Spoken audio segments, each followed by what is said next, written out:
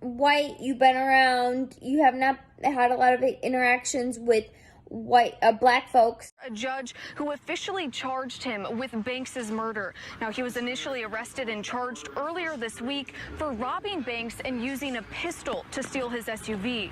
Now, the additional murder charge comes after Raleigh police discovered a body yesterday in rural Chatham, Virginia, that they believe may be Banks's.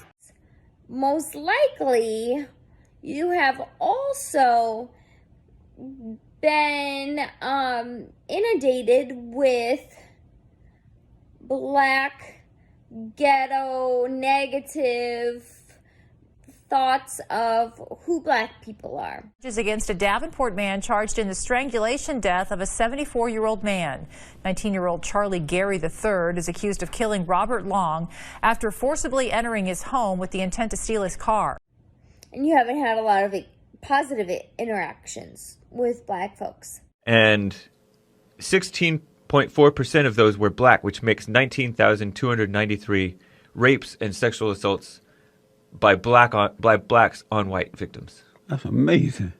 And there were 46,580 black victims of single offender rape and sexual assault.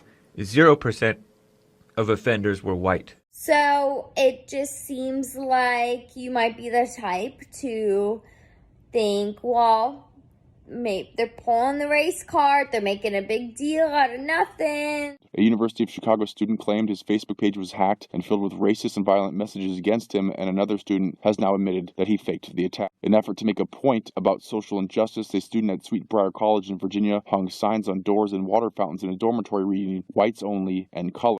A racist graffiti was drawn in the dorm room of Grand Valley State student and shocked the public. I don't get it. You know, why don't they just get better? Hey, I was married to a black person. I had no idea until I started dating him. I think their reasoning was black on white crime is so disproportionate, and so they want to hide that fact. Say hello to Quentin Johnson. Yeah, he's got a thing for old white people too down in Florida. He found a couple living alone, went in there, and he beat them to death. 28-year-old Quentin Johnson is facing murder charges in the deaths of an elderly Canadian couple in Pompano Beach.